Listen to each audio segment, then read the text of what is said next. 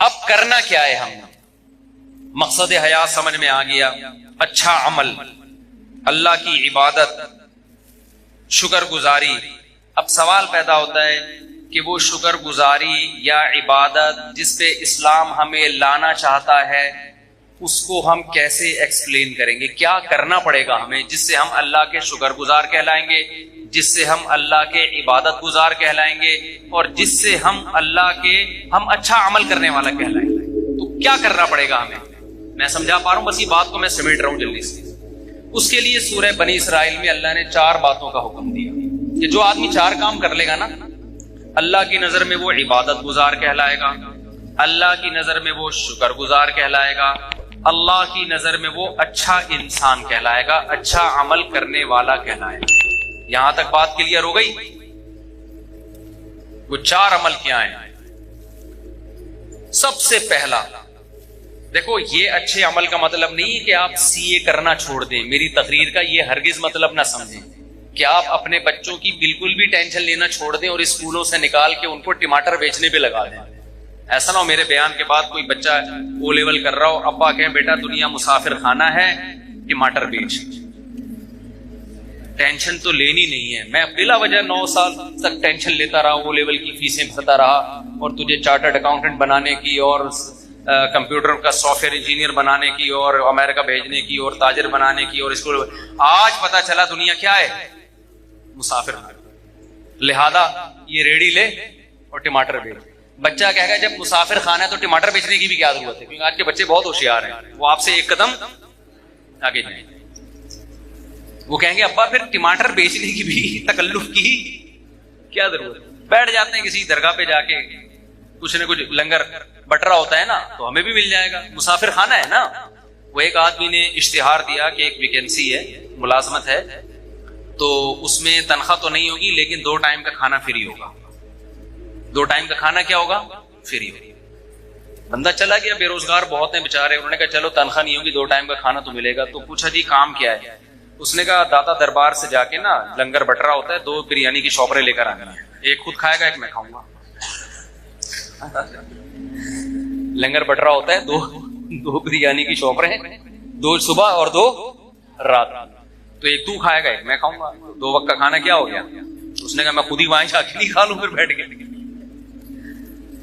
Mind یہ ہے business mind, اس کو یوٹیوبرز کیا کہتے ہیں آج کل نا؟ یوٹیوب پہ یہ بزنس کے، اور 1 مہینے میں 1 کروڑ روپے کمائیں، 1 لاکھ روپے کمائیں، آدمی ایک دم اٹریکٹ ہوتا، بے یار اف، پتا چلتا ہے یہ تمہیں یہ بھی 10,000 روپے کما رہا ہے اس ویڈیو بنا کے، اس پہ ایڈ چلتے ہیں جس سے اس کی 10,000 آمدن ہوتی ہے، اور تمہیں 1 لاکھ کی ترغیبیں دے رہا ہے۔ تمہیں کس کی ترغیبیں دے رہا ہے؟ اس لیے اتنا زیادہ ان لوگوں کو فری کرانے کی ضرورت نہیں ہے۔ ایسا لوگ ڈپریشن میں جا رہے ہیں۔ مسقط میں ایک صاحب ہیں، وہ روزانہ ہر تھوڑے دن کے بعد مسقط میں یہ کر لو، مسقط میں، میں نے مسقط میں رابطہ کیا، میں نے کہا یہ تاجر آدمی ہے، یہ بڑی، اس نے کہا یہ بیچارہ بالکل فارغ ہو گیا ہے، اس کو کوئی سن نہیں رہا، تو اس نے سوچا پیسے کمانے کا یہی طریقہ ہے۔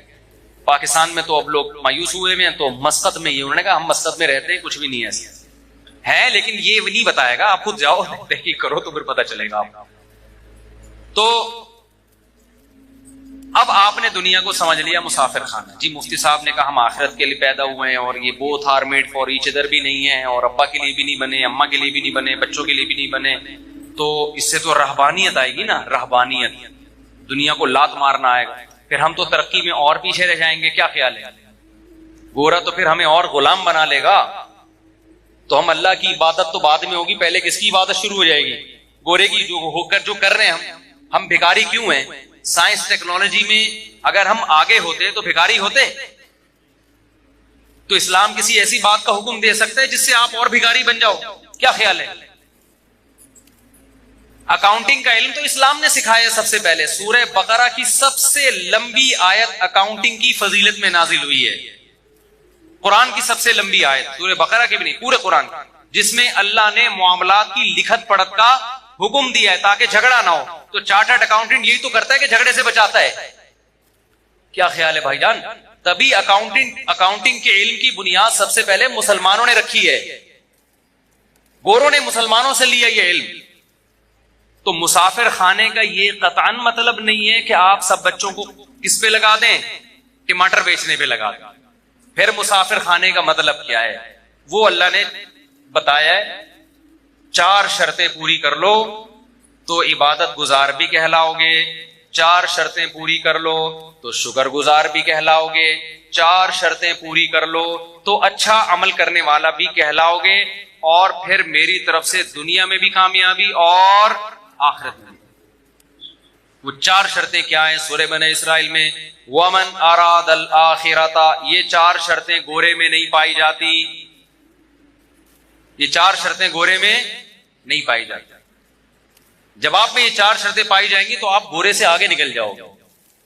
سمجھتے ہو؟ پیچھے نہیں رہو گے آپ, بلکہ کیا ہو جاؤ گے آپ آگے نکل جاؤ گے. پہلی شرط وَمَنْ أَرَادَ الْآخِرَةَ, ہر کام میں ارادہ آخرت کا ہونا چاہیے, دنیا کا نہیں ہونا چاہیے. وہ جو ڈرامہ ہم نے بچپن میں, ڈرامے دیکھنا صحیح نہیں ہے, بچپن کی بات کر رہا ہوں میں. اس وقت کے ڈرامے ایسے ہوتے تھے کہ آدمی غیر مسلم ڈرامہ دیکھ کے مسلمان ہو جاتا تھا. لڑکیاں شرعی پردہ کر لیتی تھی ڈرامہ دیکھ کر. ایسے ایسے ضولک کا دور تھا نا, تو وہ دوپٹے میں, ہیروئن بھی دوپٹے میں آتی تھی, ٹھیک ہے, اور جو ہیرو ہوتا تھا سرسوں کا تیل لگا کے آتا تھا سائڈ کی مانگ نکال کے. تو ہیرو زیادہ شریف لگ رہا ہوتا تھا اپنے بچے سے, آپ کہتے تھے اس ہیرو سے ہی سیکھ لے تو کچھ. تو وہ ڈرامے وہ بھی جائز نہیں تھے, لیکن ایک مثال دے رہا ہوں میں, وہ بچپن میں کوئی سبق آموز چیز مل گئی. تو اب مجھے ایک بات بتاؤ, قرآن کہتا ہے وہ جو پائلٹ بننے کے لیے گیا تھا اور کیلے کے چھلکے پہ پھسل گیا اور ہڈی ٹوٹ گئی اور پائلٹ نہ بن سکا, وہ ناکام تھا نا. ڈرامے میں تو یہی دکھائیے, یہ ناکام ہو گیا ایک آدمی کی مسٹیک کی وجہ سے. لیکن اگر وہ قرآن کی شرط پہ عمل کرتا, ومن اراد الآخرہ, جو بھی عمل اس میں نیت کیا ہو آخرت کی, تو وہ پھسلنے سے ناکام نہیں ہوتا. اللہ قیامت میں اس کا شمار پائلٹ میں اٹھاتے, اور اللہ کہتے یہ وطن کے دفاع کے لیے, مجھے راضی کرنے کے لیے جہاز اڑانا سیکھ رہا تھا. اگر یہ اپنے مقصد میں کامیاب ہو گیا تو بھی کامیاب, نہیں ہو گیا تو اس کا شمار مجاہدین میں لکھ لیا گیا. نبی صلی اللہ علیہ وسلم نے فرمایا ارمو بنی اسرائیل ارمو فإن اباکم کان رامیا. صحابہ سے فرمایا تیر اندازی سیکھو, اس لیے کہ تمہارے باپ اسماعیل تیر انداز تھے, تو ہمارے نبی نے تو ہمیں دفاع کا حکم دیا ہے. آپ صلی اللہ علیہ وسلم نے فرمایا الخیل معقود فی نواصیھا الخیر الی یوم القیامہ. گھوڑے کو نبی نے عزت دی اس لیے کہ اس پہ جہاد ہوتا ہے. آپ صلی اللہ علیہ وسلم نے تیر اندازی کی فضیلت بیان کی, نشانہ بازی کی. قرآن میں آتا ہے اعدوا لهم ما استطعتم من قوہ, دشمن اسلام کے خلاف جتنی طاقت اکٹھی کر سکتے ہو کرو. نبی نے فرمایا الا ان القوۃ الرمی, فرمایا طاقت سے اللہ کی مراد ہے پھینکنے کی صلاحیت بڑھاؤ, اپنی تیر کی صلاحیت. تو جہاز بھی تو بم پھینکتا ہے نا لے جا کے. سمجھ میں نہیں آ رہی میرا خیال ہے بات؟ ترہبون بہ عدو اللہ وعدوکم, اللہ کہتے ہیں اپنے آپ کو اتنا مضبوط کر لو کہ اپنے اور اللہ کے دشمنوں کو اسے ڈراؤ تم. تو اگر ہمارے پاس پائلٹ ہی مارکیٹ سے شارٹ ہو جائیں تو ہم ڈرا سکیں گے دشمنوں کو؟ ہمارے سارے پائلٹ نکل گئے اللہ اللہ کرنے کے لیے کہ جی ٹماٹر بیچوں گا. مفتی صاحب نے بیان کیا ہے دنیا مسافر خانہ ہے, لہذا ہم کیا کریں گے, اب ٹماٹر بیچیں گے. اب ہم پائلٹ بھی نہیں بنیں گے, اب ہم ٹماٹر بیچیں گے. تو ہماری ایئر فورس کی ایسی کی تیسے. اب جب انڈیا آئے گا حملہ کرنے کے لیے تو ٹماٹر پھینکیں گے نا ہم جہازوں پہ, اور ہمارے پاس تو ٹماٹر ہی ہوں گے. کیا خیال ہے؟ لہذا آپ پائلٹ بننے کو ہدف بناؤ بھائی, ہمیں ضرورت ہے اچھے پائلٹوں کی, راشد مہناز جیسے پائلٹوں کی. راشد مہناز کا ہدف اگر پائلٹ برائے پائلٹ ہوتا تو خدا کی قسم وہ ملک کے دفاع کے لیے جہاز کو نیچے نہیں گراتا ہوا, کیونکہ اس کا مستقبل تباہ ہو رہا تھا اس میں, جو بظاہر ہو گیا. آپ نشان حیدر دو, اس سے راشد مہناز کو کیا فائدہ ہو رہا ہے؟ باقیوں کو تو موٹیویشن مل رہی ہے, لیکن راشد مہناز کو فائدہ آخرت کا ہو رہا ہے. اگر اس نے یہ کام کس کے لیے کیا؟ اللہ کے لیے کیا, دنیا کے لیے نہیں کیا اس نے. سمجھ میں آ رہی ہے بات کہ نہیں آ رہی ہے؟ یہی وجہ ہے کہ کافر میں اتنی ہمت نہیں ہوتی کہ دوسرا کوئی جاسوس اس کے جہاز میں گھس جائے اور وہ جہاز کو نیچے کی طرف موڑ دے. وہ کہے گا میں نے جس مقصد کے لیے پائلٹ بنا ہوں, میں نے اگر اپنے آپ کو مارنا ہی ہے تو میرا تو فیوچر تباہ, مجھے ریٹائرمنٹ پہ کیا ملے گا؟ یا تو کوئی سرفرا یہ کام کرے گا, یا پھر وہ یہ کام کرے گا جس کے نظر میں کیا ہے, بولو, آخرت. تو آپ بچوں کو پائلٹ بھی بناؤ بھائی, آپ چارٹرڈ اکاؤنٹنٹ بھی بناؤ, تاکہ دھاندلی نہ ہو ملک کے اندر, تاکہ لوگ ایک دوسرے کا مال غلط حساب و کتاب کر کے کھائیں نہیں. تو پہلی شرط اللہ نے کیا بیان کی, میں جلدی جلدی بات کو سمیٹتا ہوں. ومن اراد الاخرہ, جو کام بھی کرنا ہے نیت کیا کرنی ہے, آخرت, اور اچھے سے اچھا کرنا ہے. سوال پیدا ہوتا ہے نا, کوئی کہے گا بھائی پھر ٹماٹر بیچنے میں بھی تو آخرت کی نیت ہو سکتی ہے. یقیناً ہو سکتی ہے. نبی نے فرمایا ایماندار تاجر قیامت کے دن پیغمبروں کے ساتھ. اگر کوئی ٹماٹر بیچ رہا ہے اس نیت کے ساتھ کہ میں لوگوں کے سامنے بھیک نہ پھیلاؤں, تو اللہ کی قسم ٹماٹر بیچنے کا بھی اس کو ثواب بولو ملے گا. نیت کیا ہے, آخرت. پھر وہ 2 نمبری نہیں کرے گا ٹماٹر بیچنے میں. پھر وہ ایسا نہیں ہوگا کہ ٹماٹر کی پیٹی میں اوپر اچھے اچھے اندر سڑے ہوئے, وہ یہ گڑبڑ نہیں کرے گا. لیکن پھر آپ کو موٹیویشن کیسے ملے گی, اس کے لیے نبی نے فرمایا المؤمن القوی خیر من المؤمن الضعیف. طاقتور مومن اللہ کو کمزور مومن سے زیادہ محبوب. تو طاقت جسمانی بھی ہو سکتی ہے, سائنس اور ٹیکنالوجی کی قوت بھی. طاقت کی ڈیفینیشن یہ ہے کہ آپ وہ کچھ کر سکتے ہو جو دوسرا نہیں کر سکتا. تو آپ جب کسی اچھی پوسٹ پہ جاتے ہو تو آپ وہ کچھ کر سکتے ہو جو ایک عام آدمی رکشہ چلانے والا اور ٹماٹر والا نہیں کر سکتا. تو آپ اس نیت سے حکومت کی لگام اپنے ہاتھ میں لینے کی کوشش کرو. آپ اس نیت سے ترقی کی کوشش کرو کہ میں ایک پاورفل مسلمان بننا چاہتا ہوں. اور ہمارے نبی کو پاورفل مسلمان وہ کمزور اور ضعیف مسلمان سے زیادہ محبوب ہے. اور نبی نے فرمایا مجھے نہیں بلکہ کس کو محبوب ہے, اللہ کو زیادہ محبوب.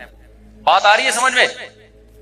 دوسری شرط قرآن نے کیا بیان کی ہے, من اراد الاخرۃ وسعى لها سعیا. تو آپ جو کام بھی کر رہے ہو کس کے لیے کرنا ہے, آپ نے آخرت. دوسری کوشش وسعى, کوشش بھی کرے. صرف نیت کافی, آپ نے بیٹھ گئے کہ جی آخرت ملتی ہے محنت کرنے سے, کچھ اچھا یعنی طاقتور بنوں گا میں جناب بیوروکریسی میں جاؤں گا, میں اچھا تاجر بنوں گا, پیسہ کماؤں گا تاکہ مسلمان مضبوط ہوں, میں سائنس اور ٹیکنالوجی کے میدان میں ترقی کروں گا. صرف کس کے لیے, اللہ کے لیے. یا میں ٹماٹر ہی بیچوں گا, تجارت کروں گا, کس کے لیے, اللہ کے حکم کو پورا کرنے کے لیے. آخرت نیت ہے میری, تاکہ صدقہ کروں, بھیک نہ مانگوں. اب کر نہیں رہے آپ, پڑھے ہوئے, امتحان آ رہے ہیں, پڑھے ہوئے آپ. جیسے ہمارے کراچی میں لوگ کیا کر رہے ہیں, پڑھے ہوئے ہیں نا, کیا خیال ہے, ہل ہی نہیں رہے آپ. تو اس کا مطلب آپ نے آخرت کی نیت تو کی ہے. وسعا کا مطلب کوشش بولو نہیں کیا, تو آپ کا شمار کامیاب لوگوں میں نہیں ہوگا. نیتیں کر کے پڑے رہو, ہمت نہ کرو, عمل نہ کرو, پھر کچھ نہیں ملنے والا. اس نیت پہ اجر ملتا ہے جس میں عمل کرنے کی کوشش کرو, عمل ہو نہ سکے, پھر اللہ اجر دے دیتا ہے. جیسے وہ پائلٹ جس نے کوشش کی, بیچارہ کیلے کے چھلکے سے پھسل گیا, اس کی نیت ہوگی تو اجر ملے گا, ورنہ نیت برائے نیت سے کچھ بھی حاصل نہیں ہوتا, عمل بھی کرنا پڑے گا. تیسری شرط اللہ نے بتائی وسعى لها سعيها, کوشش بھی اخفل طریقے سے نہیں کرنی, کوشش وہ والی کرنی ہے جو اللہ نے بتائی ہے. آپ اللہ کو راضی کرنے کے لیے وہ کوشش کرو جو اللہ نے نہیں بتائی, اللہ نہیں مانے گا. آج کتنے ایکٹر ہیں, اداکار ہیں, ناچنے والی فنکارہ ہیں, ان سے پوچھا جاتا ہے کہ آپ کو یہ عزت کیسے ملی, کہہ رہے بس اللہ کے لیے ہم نے ایک یعنی یہ تو اللہ کا ہم پہ بڑا فضل ہوا, ہم ڈانس کلب میں گئے, ہم نے وہاں ڈانس سیکھا اور لوگوں کو انٹرٹین کرنے کا ہم ذریعہ, ملک کی ترقی کا ہم ذریعہ بن رہے ہیں. اور ایکچولی یعنی نیت ہو سکتا ہے وہ بھی آخرت کی کر رہی ہو کہ لوگ خوش ہوں گے, ڈپریشن ختم ہوگی, اور جناب لوگ ایک انٹرٹین ہوں گے اور ڈپریشن سے نجات ملے گی اور خوشیاں ملیں گی لوگوں کو ہمارے ناچ گانے دیکھ کر. تو یہ کوشش تو ہے, ہو سکتا ہے آپ کا جذبہ بھی اچھا ہو, مگر یہ کوشش اللہ کی بتائی ہوئی نہیں ہے, بلکہ اللہ کی طرف سے اس کوشش پر کیا ہے, پابندی. آپ نے دیکھا ایک آدمی ٹینشن کا مریض ہے, آپ نے چرس کی پڑیا پکڑا دی, اس کو ذرا سٹا لگا تو بالکل ٹھیک ہو جائے گا, ٹھیک ہو بھی گیا, آپ کی نیت بھی اچھی تھی, انسانیت کی خدمت, لیکن اس سٹے پہ آپ کو ثواب بولتے کیوں نہیں ملے. آپ سودی بینک میں جاب کرنا شروع کر دیا, آپ نے سودی بینک میں کہ میں اپنے جو مجھے تنخواہ ملے گی میں اپنے باپ کی خدمت کروں گا, اس کو حج پہ بھیجوں گا, عمرے پہ بھیجوں گا. نیت آپ کی اچھی ہے, ثواب 2 ٹکے کا آپ کو, کیونکہ حرام پیسوں سے باپ کی خدمت کا ثواب نہیں ملتا. سمجھ رہے ہو؟ آپ نے رشوت لے کے آپ نے کہا مسجد بناؤں گا، میں نے رشوت آج شراب کباب میں اڑا دی، آج مجھے اللہ نے ہدایت دی ہے میں ان رشوت کے پیسوں سے مسجد بناؤں گا، اللہ اس رشوت کے پیسوں سے مسجد کو قبول نہیں کرتے. تو کوشش وہ کرنی ہے جو اللہ نے بتائی ہے. ربیع الاول میں آپ نے کنٹینر لا کے روڈ بلاک کر دیا اور جھنڈیاں لگا کے آپ ناچ رہے ہیں ہمارے نبی کی جشن آمد رسول، لوگوں کی گاڑیاں پھنس رہی ہیں، لوگ آفس نہیں پہنچ پا رہے. اس کوشش پہ آپ کی نیت اچھی ہو سکتی ہے، ثواب آپ کو نہیں ملے گا. کیونکہ ہمارے نبی تو تہجد کے لیے اٹھتے تھے نا، تو اس کی کوشش کرتے تھے کہ گھر والوں کی آنکھ نہ کھلے گئی، وہ ڈسٹرب نہ ہو. سلام کرتے تھے رات کو اگر گھر میں آ رہے ہیں اتنی آہستہ سے کہ جو سو رہا ہے وہ اٹھے نہیں، جاگ رہا ہے وہ جواب دے دے. وہ نبی یہ کیسے برداشت کریں گے کہ میرے نام پہ پورے ملک کو آپ محرم پہ امام حسین کے نام پہ موبائل کو سارے سگنل بند ہو جائیں، لوگ ایک ٹینشن میں آ جائیں. ملیشیا سے ایک تاجر آئے، ان کی میٹنگ تھی، وہ اتفاق سے محرم میں پہنچے. وہ کہہ رہے ہیں یار ہم کراچی ایئرپورٹ پہ اترے ہوئے کسی کا کسی سے رابطہ ہی نہیں ہو رہا، سگنل سارے کیا ہو گئے بند. کہہ رہے ہیں یار ملیشیا میں تو یہ نہیں ہوتا. میں نے کہا یہاں تو محرم میں الگ چیزیں پروگرام چلتے ہیں، ربیع الاول میں الگ چلتے ہیں، سفر میں الگ چلتے ہیں، ہر چیز میں ایک الگ ہی. نبی نے فرمایا جو راستے سے تکلیف دہ چیز نہیں اٹھاتا وہ مومن نہیں ہے. تو جو راستے میں کنٹینر پھینک کے روڈ بلاک کرتا ہے وہ کہاں سے مومن ہو گیا؟ ایک کانٹے سے تکلیف زیادہ ہوتی ہے، یہ کنٹینر سے ہوتی ہے. ہمارے پیغمبر نے حکم دیا، بخاری مسلم کی حدیث ہے کہ راستے میں کانٹا پڑا ہوا ہے نا، آپ گزر کے نہیں اٹھا رہے، آپ ایمان کے آخری درجے پہ بھی نہیں ہو. جو کانٹا پھینک رہا ہے وہ کیسے ہوگا؟ جو ہٹا نہیں رہا اس کو برا کہا جا رہا ہے، تو جو پھینک رہا ہے وہ کہاں سے ایمان پہ ہوگا؟ اور جو کانٹے سے بڑی چیز کنٹینر. کتنی خواتین جو پریگننٹ ہوتی ہیں جن کو ایمرجنسی ہاسپٹل میں پہنچنا ہے، وہ جلسوں میں ٹریفک میں جام. محرم کے جلسوں میں کیا ہوتا ہے؟ ربیع الاول کے جلسوں میں کیا ہوتا ہے؟